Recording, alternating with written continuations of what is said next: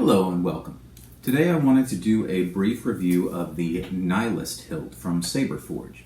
Now, just for looking at this thing, many of you guys who are familiar with this saber design from the other makers that make it will notice that this is a Darth Nihilus saber.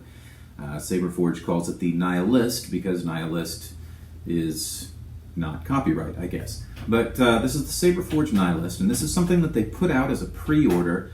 I think it was December, January of last year. They only just started shipping as of the date of this video, which is the end of July. So this thing took quite a while to get here, but once they did finally start shipping these out, they shipped out pretty dang quick. So, brand new saber. This is an empty, so I wanted to just talk about the hilt. In terms of Saberforge installs, you can find information on those in some of my other videos or all over the place. I wanted to talk about the hilt design on this one, specifically for the do-it-yourself crowd. So let me go ahead and give you a close-up of the saber itself, and then we'll talk about the structure of it and how it works with installing electronics.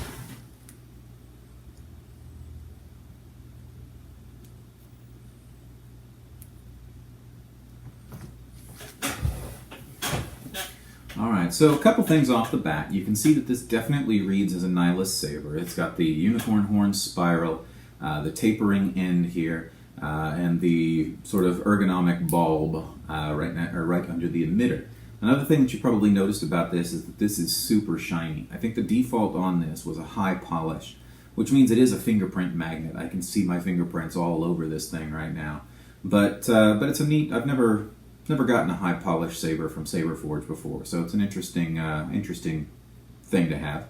Let me go ahead and talk about construction on this a little bit. This thing came with its own specific blade plug. Now, I haven't seen this blade plug offered from Saberforge anywhere else, but you can see it it's got a bullet sort of tip to it. It's got holes so that these parts shine through right here, but kind of a neat little blade plug that really matches the finish and the design of the saber. The holes in the blade plug sort of match design-wise the holes in the top of the emitter here. All right, so in terms of pieces,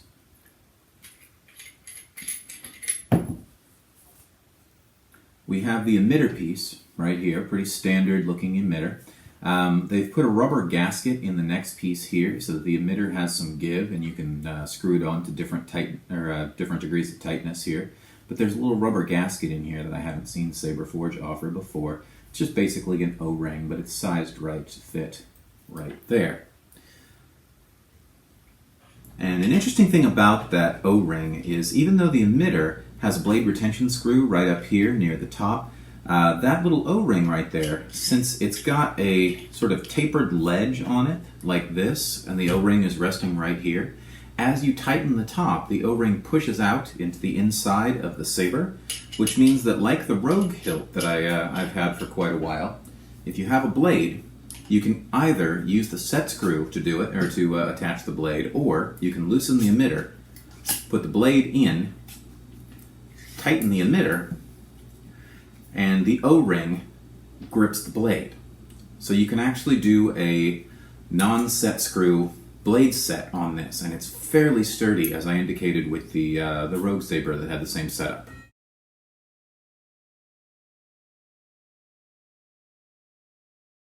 The pommel on this, definitely a Nihilist pommel. It's got this little red eye or fisheye sort of accent right here. The fisheye is red coated metal. So it's not it looks, in some of their pictures, it looks like it might be glass or crystal or something, but it's kind of red-coated metal. Let me give you a close-up of the pommel real quick, actually.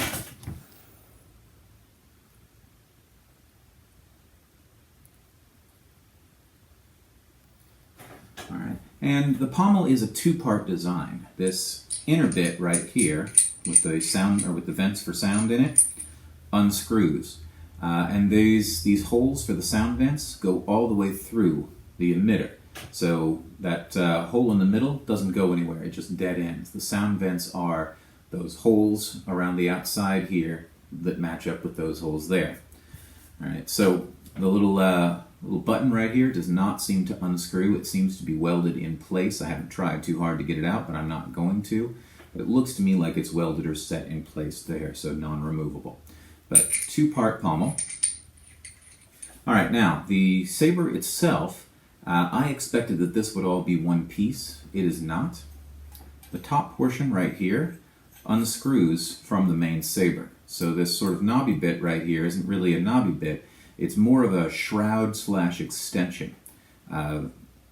Female thread on each side, so that the male thread at the top of the pommel and the male thread on the emitter both screw into this, and it adds about 1 inch in length.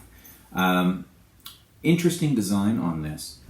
The LED retention screw is here on the pommel, so when this shroud is on, it fits over top of that, and it goes over top of the LED retention screw so that you can't see it from the outside.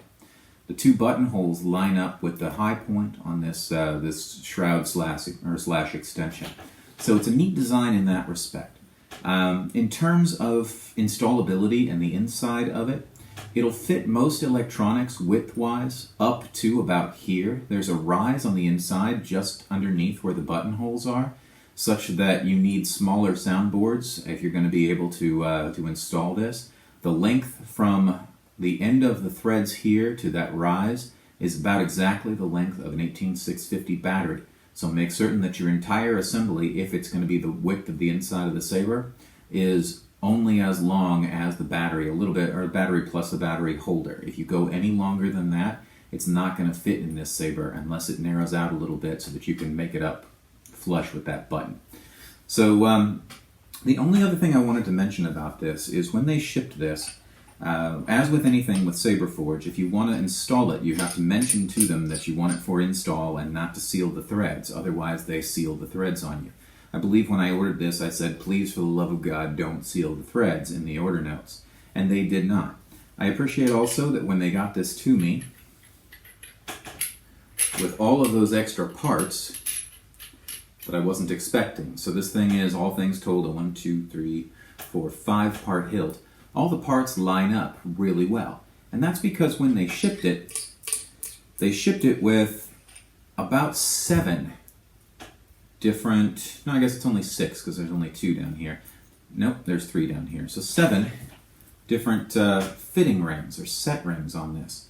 There are 3 set rings that came on the pommel and 4 set rings of different widths that came on the, came to hold the little shroud on top of the hilt itself.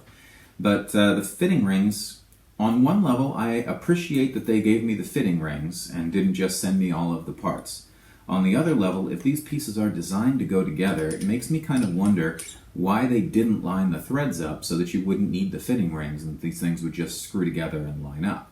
But usually when you order from Saberforge, they seal the threads, so they pop those fitting rings in, glue the threads, and you'd never see those parts anyways.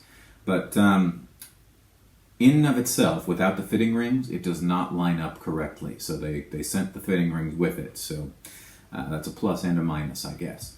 Overall, this is a very nice hilt design. A little bit problematic to install, but it's got a decent weight and it grips really well. Not as well as some other Nihilist designs that I've come across because of this rise right here.